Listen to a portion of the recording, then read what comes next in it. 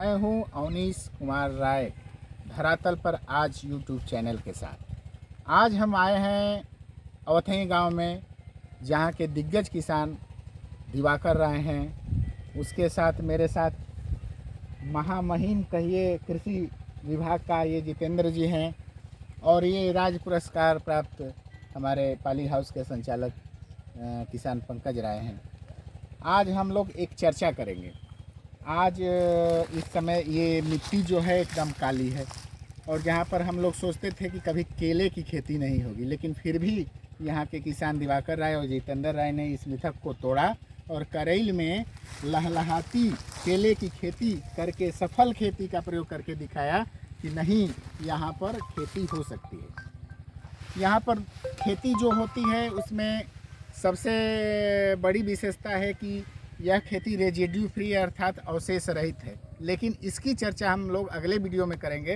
पहले आज हम आए हैं यहाँ पर, देखेंगे कि आखिर ये जो है केले का पौधा देख रहे हैं, नया पौधा है, और उस साइड में जो केला है वो 2 साल पुराना है।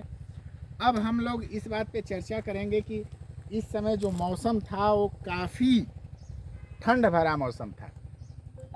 इस मौसम में केले पर क्या दुष्प्रभाव पड़ा है, इसके लिए क्या किया जा सकता है, इस बारे में हम सबसे पहले चर्चा करेंगे जितेंद्र जी से, क्योंकि इनका केला जो था वो लगभग 45-46 केजी का इनका एक घौंद हुआ था, और बहुत ही सफल किसान हैं, और लगभग 2-3 साल से ये बहुत अच्छा प्रॉफिट कमा रहे हैं।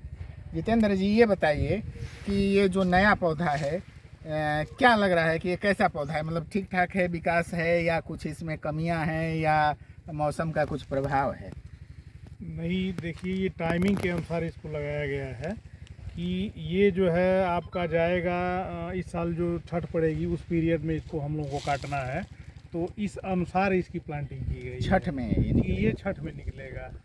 इससे पहले जो है ना क्रमबद्ध ढंग से जो है ना, जो वो पहले आएगा ये तो टाइमिंग जो है रहेगी, तो उस अनुसार हम लोगों को रेट मिलता है। अच्छा, और उस अनुसार ये जो है ये इसकी टाइमिंग अच्छी है। अच्छी। और ठंड से बचाने के लिए जिसे हम लोग इस पे फफूंदीनाशक का प्रयोग करते हैं, सिंचाई जो है जैसे इसमें देख रहे हैं ये की गई है। अच्छा, यानी तो केले की सबसे पहले सिंचाई करें ठंड के सिंचाई मौसम ठंड में। से बचाने के लिए एक, अगर हर्बिसाइड जो है, अरे ये फंजीसाइड अगर नहीं इस पे स्प्रे कर पा रहे हैं तो नमी रखना बहुत ज़रूरी है। अच्छा, नमी बरकरार रहेगा, जितने दिन ठंड पड़ती है तो उससे पाले से बचाया जा सकता है। उसके बाद इस पे हम लोग फंजीसाइड का प्रयोग करेंगे, उसके बाद टॉनिक वगैरह भी प्रयोग करेंगे। अच्छा। तो इस चर्चा में हमारा वीडियो बना रहे दिवाकर जी से भी आग्रह करेंगे कि थोड़ा आएँ और हम किसान भाइयों को कुछ इस बारे में बताएं।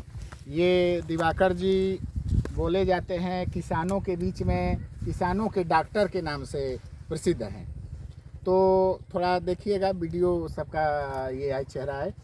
तो ये बताइए दिवाकर जी कि इसमें ऐसे मौसम में केले का ग्रोथ अच्छा हो और केले पर कोई रोग न लगे, या केले पर क्या रोग लग सकता है, इसमें क्या किया जाए, कौन सी दवा का इस्तेमाल किया जाए? सबसे पहले तो जो हमारा मौसम है इसमें दवा सबसे कम प्रभावशाली होती है। इस मौसम में हमको यांत्रिक और अन्य पद्धतियों से ही हम जाड़े से पाले से बचाव कर सकते हैं, जिसमें कि 2-3 जो तेज बोलेंगे तो। जैसे जितेंद्र भाई ने अभी बताया कि सिंचाई इसका पहला उपचार है कि इस मौसम में पाले से बचाव के लिए सिंचाई पहला हमारा उपचार है। दूसरा उपचार इसके बाद जो है हम करते हैं प्लांट के प्रोटेक्शन के लिए, सुरक्षा के लिए, कि इसके आसपास बाड़ बनाएं किसी अन्य पौधे की, जिससे कि जो हमारी ठंडी हवा बाहर से जो आ रही है वो वहाँ तक आके रुक जाए। उसके बाद वो हमारे पौधे को कम नुकसान पहुँचाएगी, खेत का तापमान कम गिरेगा। तीसरी चीज़ ये होती है कि इस क्रिया को भी लोग अपनाते हैं, जो लोग काफ़ी मेहनती किसान हैं वो, कि बीच बीच में अलाव से धुआं करते हैं, जिससे क्या होता है कि रात के समय जब बहुत अधिक तेज़ी से टेम्परेचर डिप करता है, नीचे जाता है, तो उसको वो मेंटेन करने में सहायक होता है। उसके अलावा भी पाला असर करता है पौधे पे, क्योंकि ये पूरा का पूरा केले का पौधा पानी से भरा हुआ है। इसमें 60-70% पानी का ही भाग होता है। तो वो पानी अगर फ्रोजन स्टेज में, मतलब कि जमने की स्थिति में जब ठंड आ जाएगी तो वो जम जाता है, जिससे कि इसके भोजन के जो संचरण की प्रक्रिया है वो अवरुद्ध हो जाती है। धूप भी कम निकलती है, जिससे ये स्वतः भोजन भी नहीं बना पाता है। तो इससे हम बचाव तो यही 2-3 चीज़ों से कर सकते हैं, क्योंकि पाले से बचाव का दवा कोई किसी तरह की बहुत प्रभावी नहीं होती है। पाले के नुकसान को कम करने की दवा है। हाँ। और पाले के नुकसान को कम करने की दवा, इसके लिए आप सल्फ़र का अधिक से अधिक इस्तेमाल कर सकते हैं। मिट्टी में करें, पत्ते पे करें। और जब आप फरवरी के आसपास जब मौसम ठीक होता है तो कापर का इस्तेमाल इसमें बहुत महत्वपूर्ण होता है। जो हमारी कोशिकाएं जो ख़राब हो गई हैं इस पाले के कारण, भोजन नहीं पहुंचा रही हैं एक जगह से दूसरी जगह, तो उनको वो कोशिकाएं और अपनी समस्या को आगे न बढ़ाएं, उसमें एक बांध की तरफ कॉपर ऑक्सीक्लोराइड या कॉपर हाइड्रोक्साइड काम करता है। उसके साथ एंटीबैक्टीरियल दवाएं जो हैं, जैसे कि स्ट्रेप्टोसाइक्लिन हुआ, और मुख्यतया तो स्ट्रेप्टोसाइक्लिन ही है महत्वपूर्ण, जो कि इसमें हमारे उसको बैक्टीरियल समस्या को रोकता है, अवरुद्ध करता है। तो ये हमको पहले उपचार के रूप में ये करना थी। दूसरी आपकी बात थी कि इसके पोषण के लिए हम क्या करें। तो जब पौधा धूप नहीं मिलती है तो भोजन नहीं बनाता है, और भोजन नहीं बनाता है तो उसका पोषण भी अवरुद्ध हो जाता है। उसके साथ ही उसकी जो खाना पहुंचाने वाली जड़ें हैं वो सड़ने लगती हैं, क्योंकि कोई भी हमारा अंग जो है जब वो क्रियाशील नहीं होगा तो सड़ जाएगा, चाहे मनुष्य हो या कोई जीवित पौधा हो। तो जब जड़ें सड़ती हैं और फिर पौधे को धूप मिलती है तो जो बची खुची ऊर्जा है उससे वो अपना जीवन शुरुआत करता है, फिर से शुरू करता है। तो उस शुरुआत के समय में उसको, अगर हम जिसकी बात आपने की थी रेजिड्यू फ्री फर्टिलाइज़र, अगर हम इसको उपलब्ध कराएं, रेजिड्यू फ्री का सबसे बड़ा लाभ ये होता है कि वो तैयार रूप में खाद है। खाद जो हम देते हैं वो पहले घुलनशील होती है जाकर के मिट्टी में, उसके बाद वो उसकी प्रक्रिया शुरू होती है पौधे को मिलने वाली। जो रेजिड्यू फ्री हम देते हैं वो पहले से घुली हुई तैयार खाद है। जैसे कि हम भोजन अगर करते हैं तो अगर हमको भूख लगी है और हमारे पास चावल उपलब्ध है तो हमको भूख के लिए और प्रतीक्षा करनी पड़ेगी और हमारी भूख लंबी होगी। लेकिन अगर हमारे पास बना हुआ खाना है, रोटी चावल सब्जी बनी हुई है, तो हम तुरंत खा लेंगे। तो इसके तत्काल प्रभाव से विकास करने के लिए सबसे अच्छा समय ये है कि आप फरवरी के शुरुआत में जब इसमें शस्य क्रियाएँ शुरू करते हैं, आप इसकी निराई गुड़ाई करते हैं, पौधों की साफ़ सफाई करते हैं, जो इसके ख़राब पत्ते हैं उनको हटाते हैं, उसके बाद इसको रेजिड्यू फ्री खाद इसके आसपास बिखेर करके और उसको आप सिंचाई कर दें, और ऊपर से कॉपर ऑक्सीक्लोराइड या कॉपर हाइड्रोक्साइड, सल्फर और कॉपर ऑक्सीक्लोराइड का डोज कितना इसमें दिया जाए?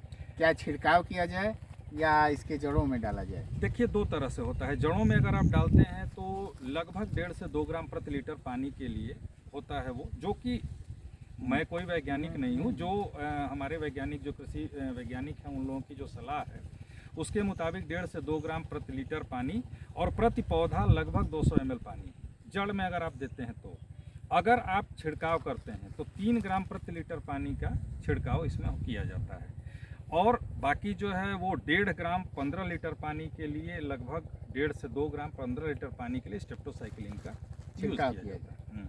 चलिए, बहुत अच्छा। और ये जो पुराना, थोड़ा आप उधर दिखाएंगे कि ये जो पुराना मतलब पिछले साल का है, पिछले साल का जो ये केला है, ये तो हमको लग रहा है कि इसका विकास अच्छा हुआ है, और इसमें भी कुछ छिड़काव किया जाए, वही चीज़, सेम चीज़।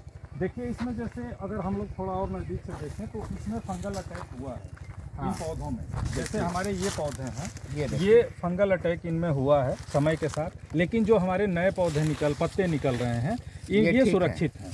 तो ये कभी ऐसी समस्या हुई है जिससे कि ये पत्ता जो है, ये जब इस स्थिति में ये नया रहा है तो इसमें फंगल अटैक आया है, फिर बाद में इसका उपचार किया गया तो अब ये सुधरा है। लेकिन इसमें भी इसको पूरी तरह से हम संतुष्ट नहीं हो सकते हैं, क्योंकि ये पौधे की फिर से पौधे का पुनर्जन्म कहा जाए कि होता है जाड़े के बाद केले के। तो पुनर्जन्म के बाद उसके पास कितनी अपनी क्षमता है उसी पे वो आगे बढ़ता है। तो इसीलिए हमने ये पुराना पौधा जो है इसको छोड़ दिया है। चीज़ हम नोटिस किए हैं कि आपने जो है बहुत लोग अपना ख़त्म कर देते हैं पुराने वाला पौधा, जी लेकिन आप इसको छोड़े हुए हैं इतना काट करके ऊपर। जी। ये सड़ तो रहा है लेकिन क्यों छोड़े हैं ये समझ में नहीं आ रहा है। इसमें ऐसा है कि अगर आप इसको क्रश करेंगे, अगर आप इसको कूटते हैं तो इसमें से जो द्रव निकलता है वो हमारा ह्यूमस होता है। वो द्रव जो है वो एक न्यूट्रिएंट लिया हुआ ह्यूमस होता है, जिसमें कि भोजन भी होता है और ह्यूमस भी होता है। तो हम इसको छोड़ दिए हैं, चूँकि ये इसी पौधे के जड़ से ये भी निकला हुआ है। तो जब ये भोजन लेगा और ये विकास नहीं करेगा तो इसकी खाद और सारी एनर्जी जो है इसको मिलेगी। तो इसी के लिए इसको छोड़ा गया है कि इसमें जो स्टोर एनर्जी है, अगर हम इसको काट के गिरा देते हैं तो ये हमारा जमीन इसका में वेस्ट जाएगा। हो जाएगा। किसान भाई ध्यान दें कि जो पुराना ये जो है पौधे का अवशेष, इसको वैसे ही छोड़ दें। अगर इसको बाहर निकाल देंगे तो इसका ह्यूमस चाहे अन्य जितना भी पोषण तत्व है वो ख़त्म हो जाएगा। लेकिन जब इसमें रहेगा तो इसमें से ये सीधे इसमें आएगा तो ये फायदा करेगा। लेकिन इसके साथ एक इसका दुष्प्रभाव भी है। इसका दुष्प्रभाव ये है कि ये हमारे खेत में जो हमारा फील्ड है उसमें ये जो हमारे नुकसानदेह कीड़े हैं उनका ये घर हो जाता है। जैसे कि बीटल्स इसमें बड़ी एक समस्या आती है केले में, जो कि बड़ी प्रमुख समस्या है, या हमारे थ्रिप्स लगते हैं जो कि समय समय पर पौधे को नुकसान पहुंचाते हैं। तो अगर आप इसको रखते हैं तो आपको ये ध्यान रखना होगा कि आप दवाओं का समय समय पर छिड़काव करते रहें। इस पे भी, खेत में भी, ज़मीन पे भी और नए पौधे पे भी पूरा यूनिफॉर्मली आप अपने खेत में दवाओं का स्प्रे करें। संभव हो तो आप ऐसे दवा स्प्रेयर से करें जो कि पूरा वातावरण को हर जगह वो पहुंचा दे। लगभग पूरा एरिया कितना होगा आपका ये? अभी जो है हमारा पिछली साल का एरिया 8 बीघा, मतलब लगभग 6 एकड़, 5.5 एकड़ का है, और नए 1000 पौधे में लगाया हूँ और ये 6000 पौधे हैं। स्पेशली केले में पौधों की संख्या महत्वपूर्ण होती है, एरिया तो और लोग अलग अलग। सही बात है। अब हम थोड़ा सा पंकज राय जी से भी बात करेंगे। ये तो भाई दिग्गज पाली हाउस के किसान हैं, तो यहाँ पे शायद आप आए हैं, केले की खेती इसमें भी हाथ आजमाना है कि कुछ किए हैं इसमें भी? नहीं, हम भी इस बार केला लगाए हैं, तो चूँकि पहली बार हमारा है तो हम दिवाकर भैया से मिलके उनसे कुछ सीखना चाहते थे। देखिए, यही है किसानों के लिए सहकारिता, जिस पे मैं हमेशा कई बार चर्चा भी किया हूँ, अपनी खबरों में निकाला भी हूँ कि अगर आप सहकारिता करते हैं, किसानों में कमी क्या है कि हम एक दूसरे से जानकारियाँ छुपाते हैं। लेकिन यहाँ पे इस बारे में भी हम लोग बात करेंगे। यहाँ पर एक ऐसा ग्रुप है जो एक दूसरे से सीखता है। पंकज जैसे बड़े किसान, पाली हाउस के संचालक, जिन्हें संरक्षित खेती में राज्य पुरस्कार भी मिला है, लेकिन वो सीखने के लिए यहाँ पर दिवाकर जी के यहाँ पे आए हैं। यह एक बहुत ही बड़ी बात है, बहुत ही अच्छी बात है कि यहाँ के किसान भी सहकारिता के तरफ में मुड़ रहे हैं। मैं अवनीश कुमार राय, अगले दिन अगली वीडियो के साथ।